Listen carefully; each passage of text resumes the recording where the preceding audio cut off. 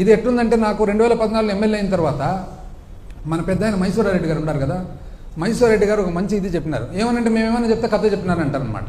ఇప్పుడు మేము ఏదన్నా చెప్పినప్పుడు ఒక సామాన్య మానవునికి, మామూలు మనిషికి సింపుల్గా అర్థమయ్యేదానికి చెప్తే, ఒక ఉదాహరణగా చెప్తే అది కథ అంటారు. మీదేమంటారంటే ఇది మాది ఒకవేళ కథ అయితే మీదేమంటారు? ఇది మోసం కథ కాదు, మోసం కాదు, పచ్చి మోసం కాదు. ఇది ఏమన్నారు తెలిసిన మైసూరారెడ్డి గారు, ఇదే ప్రకారంగా 2014లో ఎంతో రాష్ట్రం విభజన జరిగింది, తెలుగుదేశం పార్టీ వచ్చింది, చంద్రబాబు నాయుడు గారు చాలా అద్భుతమైన పరిపాలన ఇస్తారంటే ఫస్ట్ బడ్జెట్లోనే మైసూరారెడ్డి గారు నాకు అన్నారనమాట. ఏమని, ఇది మన కొండారెడ్డి బుర్జు కథ ఉన్నట్లుంది అని.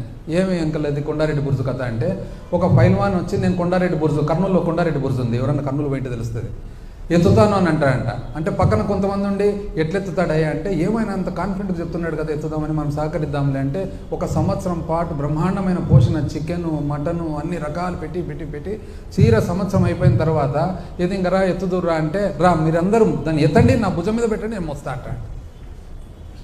అంతేకాదు ఇది కూడా సేమ్. ఇన్ని స్కీములు పెట్టి సంపదని అన్ని ఫస్ట్ దాంట్లోనే చేతులు ఎత్తేసి ఏందో చెప్తే, అసలు పరిశ్రమ గురించి మీరు మాట్లాడరు కదండి. పరిశ్రమ చూసినట్లయితే దేశ స్థూల ఉత్పత్తిలో పరిశ్రమ భాగం మాత్రము చూసుకుంటే, ఇండస్ట్రీ చూసుకుంటే 2014-15 నుంచి 18-19 2.9%.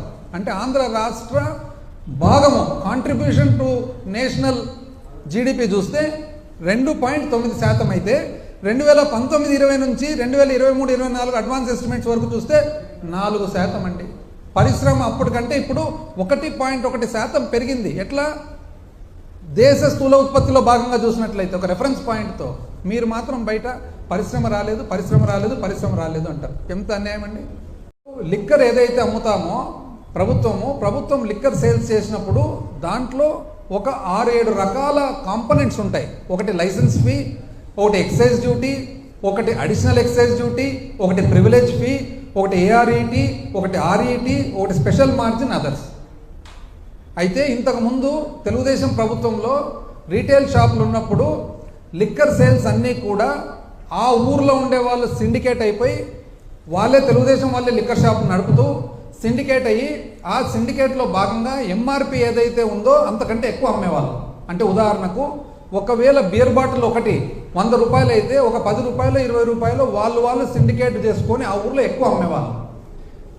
మా ప్రభుత్వం వచ్చిన తర్వాత ప్రభుత్వం ఎప్పుడైతే సేల్స్ స్టార్ట్ చేసిందో ఆ సేల్స్ స్టార్ట్ చేసిన తర్వాత ఆ అన్ఆథరైజ్డ్గా అనధికారికంగా ఏదైతే ఎక్కువ రేట్ అమ్ముతున్నారో అందాజుగా అది ఎంత అని కనుక్కొని దాన్ని ఏఆర్ఈటీ, అంటే ఉదాహరణకు 100 రూపాయల బీర్ ఒకవేళ 110 రూపాయలు అమ్మే పాట అయితే ఆ 10 రూపాయలు అనధికారికంగా ఏదైతే వసూలు చేస్తూ ఉన్నారో అది ఏఆర్ఈటీ అని పెట్టి, ఆ ఏఆర్ఈటీ అడిషనల్ రీటైల్ ఎక్సైజ్ ట్యాక్స్ పెట్టి ఆ ఏఆర్ఈటీని ప్రభుత్వంకు సంబంధించిన స్టేట్ డెవలప్మెంట్ కార్పొరేషన్కు సంబంధించిన అప్పు దిద్దేదానికి ఎస్క్రో చేసి ఆ అప్పు కూడా ఏ విధంగా చేయడం జరిగింది, అది చట్టపరంగా అసెంబ్లీలో చట్టం చేసి చేయడం జరిగింది.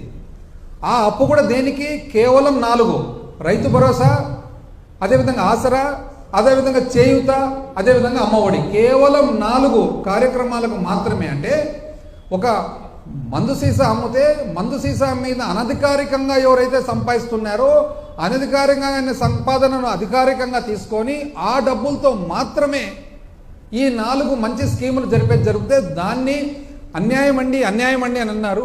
మరి ఈరోజు మేధావులు కదా, మేధావులు అయితే మరి ఏ విధంగా మీరు 2 నెలలు అయినా కూడా ఇంచుమించు అదే సేల్స్ నడుపుతున్నారండి? ఎందుకు నడుపుతున్నారు అదే సేల్స్? అదేవిధంగా స్టేట్ ఫైనాన్షియల్ కార్పొరేషన్ ఏదైతే పెట్టినారో ఏమన్నారు? Rerouting diversion of funds. Maritime board, Streenidhi, mineral development corporation, ఇటువంటివి ఎన్నో సంస్థలు. వాస్తవానికి ఈ సంస్థల్లో ఏవైతే డబ్బులు ఉన్నాయో ఆ డబ్బులన్నీ కూడా అవి బ్యాంకుల్లో పెట్టేవాళ్ళు, అవసరానికి మాత్రం వాడుకునేవాళ్ళు. బ్యాంకులు ఏదైతే పెడుతున్నారో ఆ బ్యాంకు బదులు స్టేట్ ఫైనాన్షియల్ కార్పొరేషన్ సర్వీసెస్ అని చెప్పి ఒక కంపెనీ ఫ్లోట్ చేసి, ప్రభుత్వ కంపెనీ, ఆ కంపెనీలోకి తీసుకొని ఆ బ్యాంకు కంటే కూడా 1.5% ఇంచుమించు ఎక్కువ వడ్డీ ఇస్తూ ఆ డబ్బులు ప్రభుత్వ ఖర్చులకు వాడడం జరిగింది. తప్పేముందండి దీంట్లో? ఏం తప్పుంది? అంటే బ్యాంకులో పెట్టినారు, బ్యాంకు బదులు ఒక 0.5%, ఒక 0.5% ఇంకా ఎక్కువ వడ్డీ ఇవ్వడం జరిగింది. అదే కంపెనీలోకి తీసుకోవడం జరిగింది. ఆ కంపెనీ ఏది? Under the companies act. అది ఎవరు? ఆర్బీఐ కింద ఉండే కంపెనీ. అది ఆడిట్ ఎవరు చేస్తున్నారు? సిఏజీ చేస్తుంది ఆడిట్. ఏ విధంగా దీన్ని తప్పంటున్నారు? చూసినట్లయితే పర్ క్యాపిటల్ ఇన్కమ్ అండి, పర్ క్యాపిటల్ ఇన్కమ్ తగ్గింది అంటారు. చెప్తాను చూడండి. ఆంధ్రప్రదేశ్ రాష్ట్రము 2018-19 లాస్ట్ సంవత్సరం తెలుగుదేశం రిజిమ్లో మన పర్ క్యాపిటల్ ఇన్కమ్ వచ్చేసి 2015-16 నుంచి 2018-19 చూసినట్లయితే ఆ పీరియడ్లో 2018-19 1,54,031 రూపాయలు అయితే పెరుగుదల వచ్చేసి 11.38%. సేమ్ థింగ్ 2019-20 నుంచి 22-23 చూసినట్లయితే 2022-23 సంవత్సరంలో 2,19,518 రూపాయలు పెరుగుదల వచ్చేసి 13.98, అంటే 14%. ఎవరు ఎక్కువ అండి? 18-19లో ఉన్న 11.4% ఎక్కువనా? 22-23లో ఉన్న 13.98, అంటే 14% ఎక్కువనా? అదేవిధంగా per capital income at current prices and growth rates చూస్తే 2018-19లో ఆంధ్రప్రదేశ్ రాష్ట్రము 1,54,031 రూపాయలు ఇప్పుడు ఏదైతే చెప్పినానో అంతటితో 18వ ర్యాంకులో ఉంది. భారతదేశంలో 18వ స్థానంలో ఉంది. అయితే పెరుగుదల, అప్పటి పెరుగుదల చూస్తే 11.38% ఏదైతే చెప్పానో ఇంతకుముందు, అప్పటి పెరుగుదల ప్రకారం చూస్తే భారతదేశంలో 13వ స్థానంలో ఉంది.